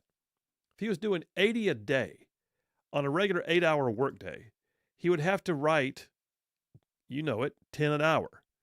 10 an hour. Can you even see 10 patients in an hour to know whether they need an opioid prescription for pain management? And he was literally listed as the biggest pill pusher in Alabama. He was one of the biggest pill pushers in the United States, period. And there's no telling what he did and how much money he made. But he filled over 110,000 prescriptions. 110,000 prescriptions for controlled substances just in 2012. Can you imagine? 110,000 prescriptions just in 2012. You got a calculator over there? Do me this. Let's go ahead and assume 52 weeks in a year. Divide 110,000 by 52. Tell me what you come up with. 2,115. 2,115. Divide that by 5, assuming he only did work days. 423. 420. Really? Yeah. Oh my gosh. So 423 in a given week. Now, that's you're there. Yeah. You're there. That's it. Holy cow. It gets worse. The same guy, Agarwal, who just got his sentence commuted, he was also found guilty of Medicare and insurance fraud for urine drugs tests that were overbilled for 2 years, 2011 to 2013. He made $9.5 million in the overbillings on a drug screen scam. He just got his sentence commuted by Joe Biden. Why? What's the purpose? I mean, he had like 3 years left on his sentence. Yes. And yeah. How about this one? Let's go. As long as we're just making ourselves mad, how about this? Fox News, Dateline today. Illinois community outraged after Biden commutes the sentence of a fraudster who had embezzled $53 million. $53 million. So this woman, she was a comptroller for the town of Dixon, Illinois. She was, Rita Crondwell. Rita Crondwell, 71 years old. Over a course of 22 years, she pled guilty. For 22 years, she embezzled money to the point that she embezzled $54 million. Rita Crondwell. She had her sentence commuted, just thrown out. So here's a quote from local officials in Dixon, Illinois. Rita's crime absolutely shocks the conscience, the judge had said at her sentencing, such that a significant prison sentence was essential to reestablish public trust and confidence. And what we've seen here over the last week is just unbelievable. It's a complete betrayal by the federal criminal justice system, said Dixon City Manager Danny Langloss. Langloss was actually the police chief back when they arrested her. He went on to say that the small Illinois town is shocked, outraged, and in disbelief, calling the commutation of her sentence a complete disservice to all victims of her crime, and that it destroys sanctity and trust in the criminal justice system. This is, I mean, what is Biden doing right now? What do you think? What's I don't know. Like, even trying to play devil's advocate, I just can't really find a good reason. I mean, the only thing I can think of is maybe these people have like connections somewhere in the Biden administration and are like telling them like, hey, you should help me out. Or, like, but that's the only thing I can think of. I don't know any good reasoning. Here's what they do. They hire basically lobbyists who get in and say, we'd like to be considered. And they present them as completely reformed. We're just wonderful people. You know, it's been a horrible thing. He served most of his time already. Could you just please? And these lobbyists are then paid by the families or whoever to go in and get in good with the administration. And this administration apparently has a lot of getting in good. It's even Obama didn't touch nearly as much as Joe Biden did in a day. So it's like, no. I don't really understand the trigger happiness to give pardons. So I got two stories to wrap this up with. One came out 2 days ago. One came out yesterday. First one from the Washington Examiner. Second one from the New York Post. Washington Examiner, Dateline yesterday, 2 days ago. Senator Bernie Sanders believes that President Joe Biden ought to consider more preemptive pardons. Now let's think about what that just said. He's trying to find people who may face problems when Trump gets in office, so he's going to pardon them in advance in case they did something and Trump wants to make something of it. They haven't been indicted. They haven't even been accused. They've just maybe been maligned at some point. Somebody on social media said something, and so he's going to potentially issue a pardon. Bernie Sanders says, well, I think he might want to look very seriously at that. Look, that's an outrageous statement. This is what authoritarianism is all about. It's about dictatorship. You do not arrest elected officials who disagree with you. You undertake an investigation. So he believes, what he's saying is, he thinks that President-elect Trump is going to wind up going after people to the point that we need to issue blanket pardons in advance. New York Post, Jonathan Turley, whose legal mind is great, says there are growing indications that President Biden is about to fundamentally change the use of presidential pardons by granting prospective or preemptive pardons to political allies. Despite repeated denials by President-elect Donald Trump that he is seeking retaliation, Democrat politicians and pundits are calling for up to thousands of such pardons. There's little threat of any viable prosecution of figures like members of the January 6th committee and all that. But these use of what they call white knight pardons is what Jonathan Turley calls them, are basically where he's saying, you're a good guy, and I'm telling the world you're really a good guy, and you're pardoned by me in case somebody ever tries to prove you're not a good guy. Unbelievable. He says the next best thing to a convenient collapse of democracy is a claim that Biden's series of preemptive pardons averted it to preserve the narrative. In other words, what they're saying is Biden stepped in, saved the world from Trump because he was about to destroy democracy by going after people. And so I made sure he couldn't go after people. So here's the bottom line on this. Joe Biden has been abusing the pardon process. Abusing it. He has been doing so at the expense of good law and order. Even Democrat Governor Josh Shapiro of Pennsylvania says Biden flat out got it wrong by commuting the sentences of judges who had sentenced kids in order to get kickback bribes. And then you've got small towns that are outraged because the woman who stole for them for 20 years just got her sentence commuted after stealing $53 million. And then you've got right here at home, you've got a guy who destroyed lives and created addictions and literally was part of the process of initiating the opioid crisis in America, which liberals say they hate. And yet he just got his sentence commuted right here in Huntsville, Alabama, as being the pill mill doctor of the nation. No one prescribed more opioids and committed fraud upon the medical system, the insurance system, than this one doctor from Huntsville, Alabama. And he got his sentence commuted. Maybe he's pardoning him for Hunter's sake. Hunter needs a new dealer or something. Oh, my gosh. You know, nothing would surprise me at this point. And so then the other thing is, can he do preemptive pardons? I don't think I would have ever imagined. This is like the reverse version of what's that movie, Minority Report? You know, where they go back in time to try and stop a crime before it starts. Well, this is like preempting the crime before it ever is considered a crime by pardoning so that the crime can't ever be labeled as a crime. Because if you can't indict, then there's no conviction. It's as if the crime didn't occur. It's Biden's Minority Report. That's what we're looking at. Well, yeah, they want to talk about presidential immunity, but they want to give immunity to everybody that is, quote, a Trump enemy to protect them. The truth of the matter is this is an abuse of the executive branch. But then what's new with the Biden administration, right? Yeah. What's new? This is par for the course. This is par for the course. Unfortunately, it's par, and January 20th can't get here fast enough. JP, I think you better take me to a break. I need to, just go take a happy pill. Never mind. I should have said that after that last. I was about to say. Okay. Sorry. All right, Phil Williams, Rightside Radio. We will be right back.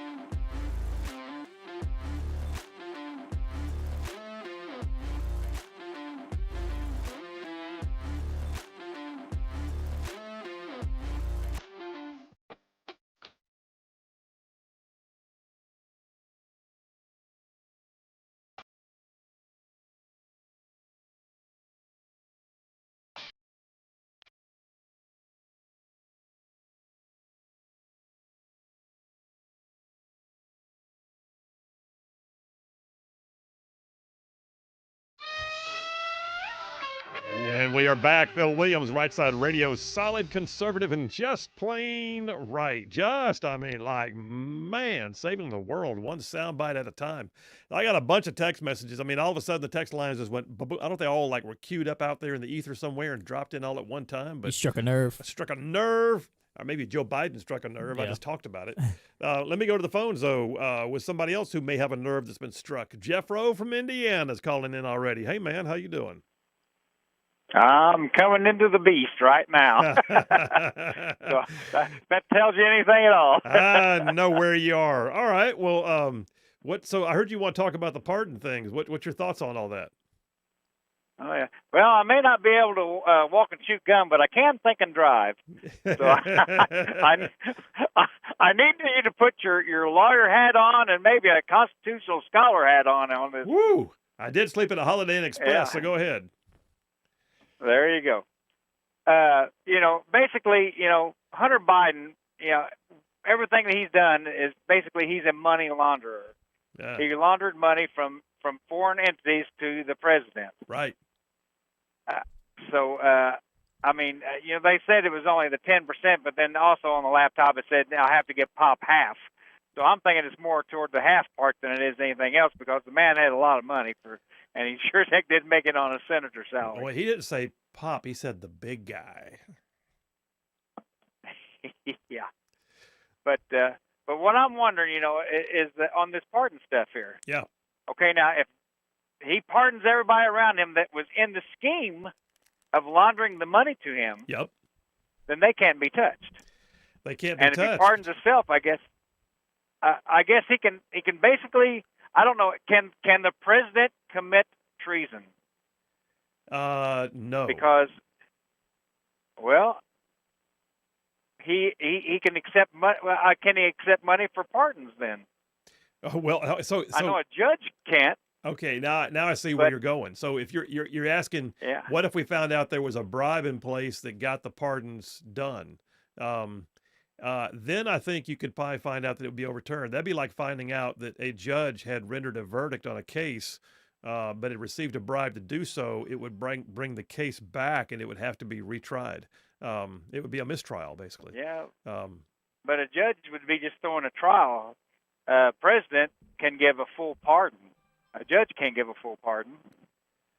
So that's why I say we're dabbling into things here that might be above both our pay grades, but I'd like to know the answers to. But your question about Joe Biden, can he pardon himself for treasonous activity? And I would say potentially no.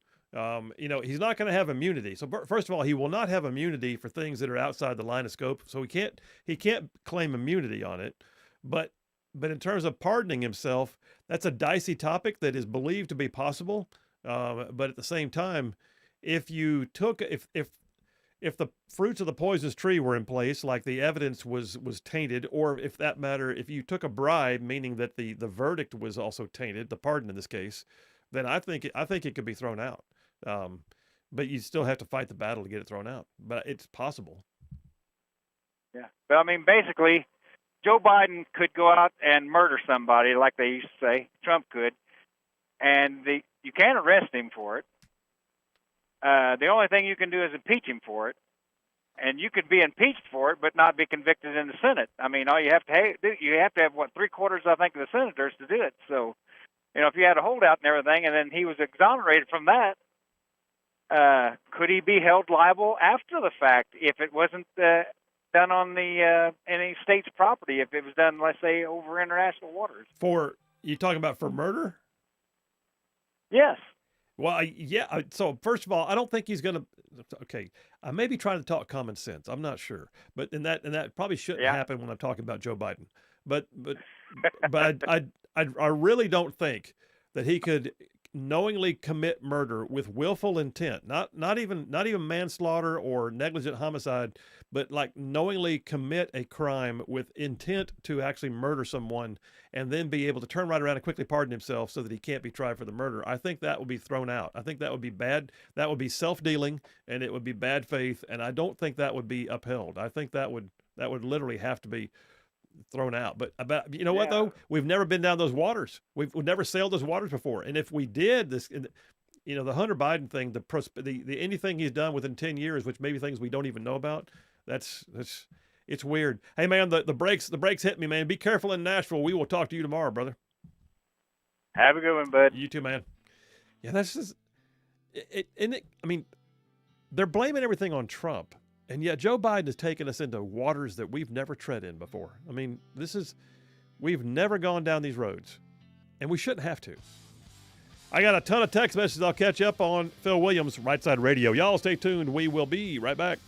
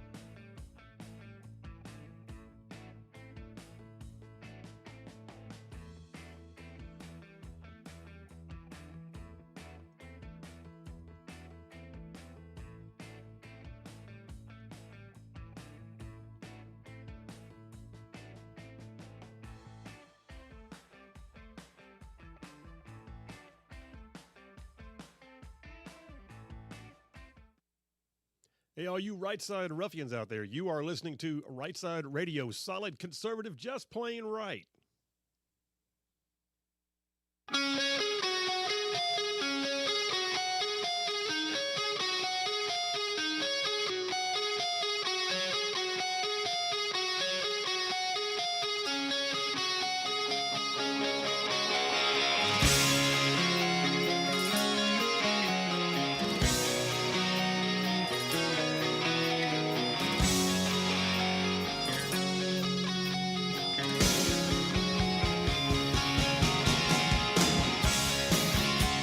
And we are back. Phil Williams, Right Side Radio, solid conservative and just plain right.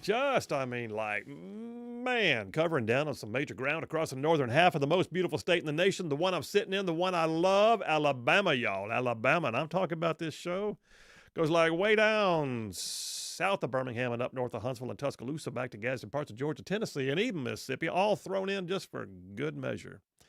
Hey, by the way, I got to say, so you're going to be able to continue to hear us daily, but the footprint of the signal is going to be changing somewhat. Some announcements are coming, but I will tell you this one. If you are listening to us right now on 101.1 FM out of Birmingham, that's our Crawford Broadcasting affiliate, that will end on January 1. So we have gone through the contract renegotiation phase, and we decided that the best situation was for us to move on. Leave it at that. But the reality is we will be coming off of 101.1 FM out of Birmingham on January 1. Now, what does that mean for all of you right side ruffians that listen to us through that station? It doesn't change a thing if you recognize how many ways you can pick up the show. So I want to encourage you guys. If you haven't already done it, I want you to check something out for us. We broadcast this show live daily through multiple mediums. We're on radio, obviously. More on that later when news releases are put out. But we are also streaming this show every day on the internet. You can get us on your phone. You can get us on your tablet. You can get us on your computer. We're there. All you got to do is go to any one of our platforms, YouTube, Rumble, Twitch. We're on 2 different locations on X or Twitter. You can go to @SinPhilWilliams or @RightSideMedia on Twitter. Or you can go right to our website, rightside.media.org. And just, click on the listen live. You can do it audio or video.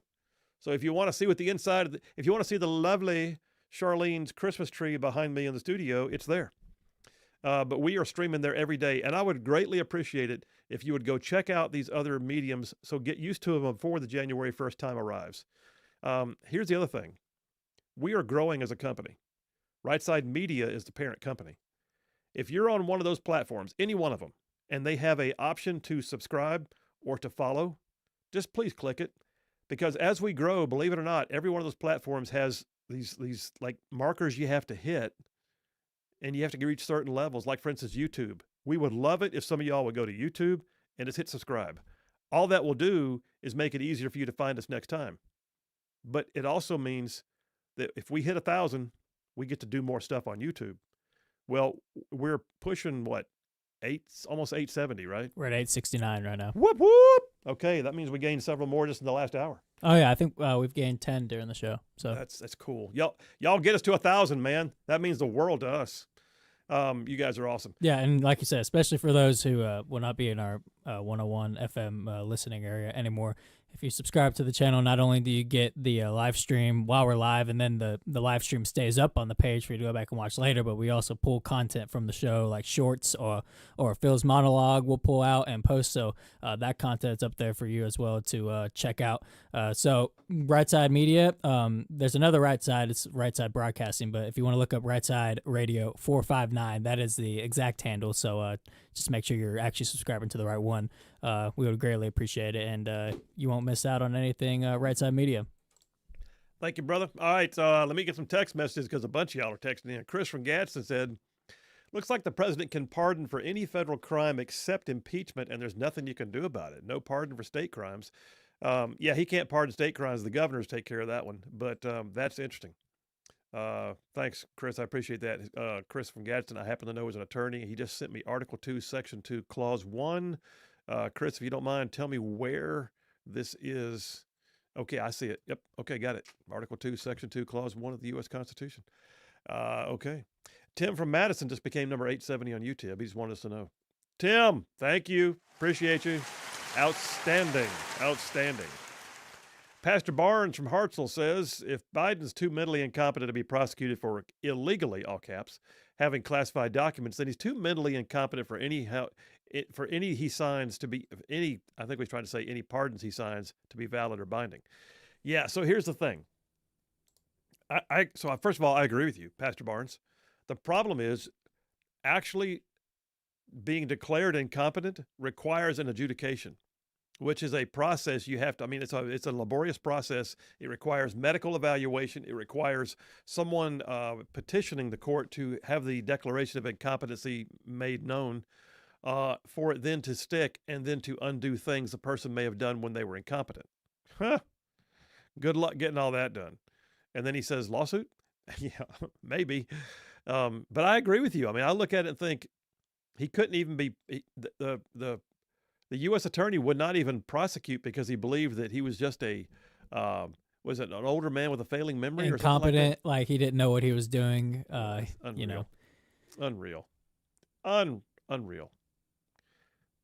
But he also, when you mentioned if he's competent enough, or if that's the case, would anything he signs on a pardon be able to be taken? Well, it makes you wonder, is he the one, well, obviously he's, quote, signing. Yeah. But obviously, I don't think he's the one doing these pardons. He's being told to do these pardons. Makes you wonder what else is mixed in there with those pardons. Yeah. James from Huntsville, actually it's Cooter from Huntsville, just subscribed. We're at 871. Man, this is awesome. You guys are amazing. Actually, we're at so after we said that, we got 9 new subscribers. So we're at 878 right now. No kidding. Yeah. I just refreshed. We're at 884. So maybe we can get to 900 for the day's even over. Let's do 1,000 today. Why not? Flip from Priceville that says, I watch you guys on YouTube every day. Great quality. And tell Miss Charlene that tree looks good. Looks great, actually, he said. Flip, thank you. I will let the lovely Charlene know you said so. I appreciate that very much. Thanks for watching on YouTube. David from Huntsville says, Phil, you're going to have to end the show on a positive note. How about this? I'm positive I'm ending the show at 5 o'clock. How about we're a day closer to January 20th? Whoop, whoop. That's exactly. We need some sound effects for that one, certainly. Mm-hmm. Matt from Madison says, or actually says Matt in Huntsville, who do you think is actually behind the pardons and commutations? You don't really think Biden is, do you? No, I don't think Biden is. Now, I think that Biden is prone to this. There's that. I think the Biden, family is already proven that they'll do anything, go anywhere, say whatever benefits them. I do. They've proven that throughout the years. I think he's a political opportunist. I think that he's a narcissist. I think that he is willing to take advantage of the system to, make personal gain. But I also think that there are other people out there who prepared the list for him. And I don't think it's unusual, by the way, to have aides and clerks and secretaries and people who assist you with the administrative processes of running a country. It's a huge job. He didn't make the list himself, but he has the duty and the responsibility, the actual obligation to review the list and know who and why is on it. And I don't think he's doing that. Gary from Scottsboro says the U.S. House reports the Biden family has stolen $28 million. Yeah. Said, how much can they earn on pardons? Can Biden be prosecuted for taking bribes for pardons? He gave pardons for espionage, child abuse, and murder by drug addiction. We need to follow the money because there's evidence that Joe will waste tax dollars to line his family pocket. Yeah, and I guess the whole Hunter Biden artwork dried up. So there's that. I saw the look on your face. That's so gross. Did he really paint with his own feces? Did he do that, or is it just a rumor? I unfortunately have seen footage of it on Twitter. So have they tested the paint to make sure that's what happened? I don't know, but there's pictures out there. So allegedly, there's pictures of him painting with it? No, there's pictures of the paintings. Oh, yeah, that you believe could have been done. No, well, there's pictures of the paintings out there that people allege were his. So, oh, I see what you're saying now. Yeah, that unfortunately I have seen. If I could go back and gouge my eyes out after seeing that, I know you just want to get a shower. Yeah. Shorty from Anderson says, Phil, I was wondering if you could do me one small favor and wish my son Austin a happy 18th birthday. Austin from Anderson, Alabama. Happy birthday to you, man. Give me some applause for Austin right now. Thank you very much. Austin, it is your 18th birthday, and you are the man. So, Shorty, thanks for that, and I appreciate you giving me the opportunity. James from Alabaster says, I don't think it's all Biden on what's going on with these outrageous pardons. I think he's just signing whatever's put in front of him. Okay, we agree. He said, he knows this is the end of his political career. He doesn't have a care in the world what will come after he's signing and he made to sign. No one's telling that elderly dude is going through, no telling what that elderly dude is going through behind closed doors. No doubt he's being used minute by minute till his time runs out. I would agree with that. I think that what we're seeing in some ways has been elder abuse. Now, is he still able to accomplish the functions of daily living? Allegedly. But then again, when's the last time he actually had to pick out his own clothes? So I don't know. But there are what they call the functions of daily living. And they look at these. Part of the declaration of incompetency is to determine whether or not they can pursue the functions of daily living in and of themselves. And I don't know that he could find a bowl of cereal in the kitchen and feed himself. I don't know. I don't know that he could pick out his clothes and make his tie match. I don't know. I don't know that he could put his pants on. I don't know. But I do know this. He does not inspire confidence. And the sense is when you saw the ultimate kicker was the debate, so-called debate between he and Trump, where he just like almost fell apart on stage. He made no sense. You could tell he was out of his element. You could tell he was out of it, period. And this is after a week of prep. And the world looked at that and went, oh my gosh. Even the liberals couldn't lie about it anymore. I think that will go down as one of the biggest moments in like modern presidential race history. I think, agree.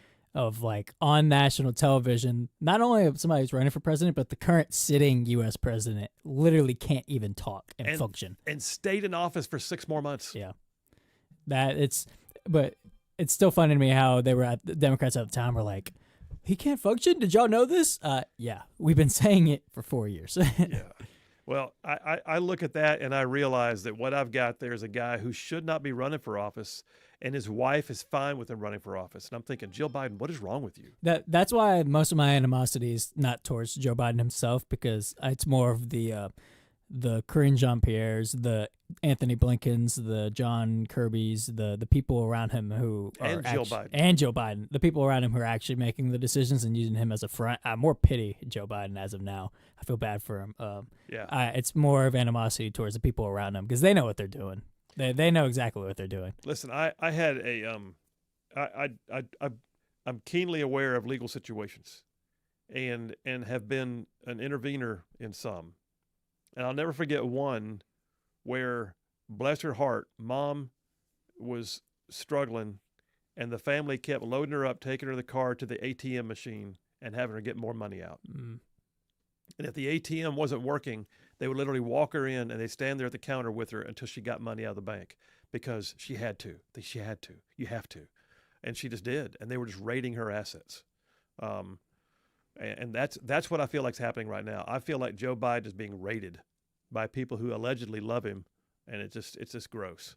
John from Huntsville says, speaking of pills, he takes Tylenol because of Dale Jackson's show in the morning. Brother, I did his show for 7 months. I feel your pain. No, I'm just kidding. Paula from Lacey Springs says, those people who are being pardoned by Biden will likely continue in their evil, selfish ways and commit new crimes for which they can be charged. Possibly, but we shouldn't have to put up with it too, you know? Wiley from Gunnersville says, I doubt Joe Biden is actually aware of more than 10% of what goes on in an average day at the White House. He gets up mid-morning, he gets his diaper changed, and has papers put in front of him he's told to sign. Makes you wonder. Don from Cairo says, why do the drones? Okay, we got drones. You know what? I'm not doing drones right now, so I'm going to move on. Chris from Madison says, to quote Dan Bongino, just follow the money. I agree. And Jim from Grove Oak says, with regards to all the pardons, says, I need a bath after hearing all that. Yeah, I think we all do. No kidding. All right, listen, we're taking a break now. Wait. Before we go to break, I just got to say, we hit 900 subscribers on YouTube. Did we really? They're in that segment. Just right then? Yep. Y'all are amazing. Man, we're ending on a high note. That's the high note I think we need to end on right there. So I tell you what, man, we're hitting 1,004. I mean, we're hitting 1,004 next week, I bet you. at this point. The ruffians can do anything. It looks Ruffians are awesome. All right, take it to a break, JP. We'll do the break right now. We'll come right back and wrap the day. Y'all stay tuned. We will be right back.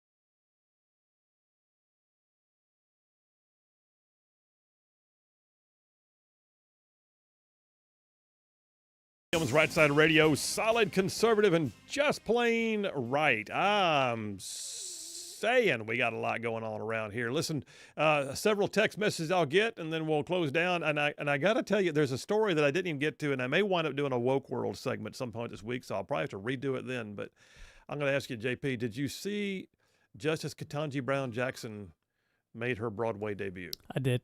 Did you? It's quite something. That's a way to describe it. It's quite something. So, Supreme Court Justice Ketanji Brown Jackson debuted in a queer Broadway musical knockoff of Romeo and Juliet. That's how it's described. New York Post, I'm looking at it. Debuts in a queer Broadway musical knockoff of Romeo and Juliet. And I guess my question is why? And by the way, why is it necessary to have a queer knockoff version of Romeo and Juliet? There's a queer knockoff version of everything nowadays. Is there really? Like, there's got to be. There's not a queer knockoff version of Rightside Radio. I know that. No, we're untouchable. Justice Ketanji Brown Jackson briefly ditched the black robes and drama of the Supreme Court and made history with her Saturday night debut on Broadway in the musical And Juliet. It's not Romeo and Juliet. It's called And Juliet, a queer reimagining of William Shakespeare's classic Romeo and Juliet. God. By the way, this is the same woman who, when she was going through her confirmation hearings to, be on the Supreme Court, said she could not define what a woman was. But, because she's not a biologist, she said. But she portrayed the character of Queen Mab. Queen Mab described as a she-her character on a production poster. Man, doesn't it feel great that your own Supreme Court justices are doing that? Yeah, man. It's awesome. She's not helping her DEI case. No. and I it was kind of cringe too, to be honest. I saw bits and pieces, and you look at it and go, don't quit your day job. Although I'd actually prefer it if she would quit her day job. How about that? Go ahead. Hey, if she wants to do that full time, be my guest. I recant. I've decided, Madam Justice, we would like you to quit your day job and go into your new career doing queer Broadway, because you'll have far less impact on people's lives that way. As a matter of fact, it was such a breathtaking performance. She should just do it full time. She could be like the greatest Broadway actor there is. Did you just say it was breathtaking? It was. I marveled at it. It was awesome.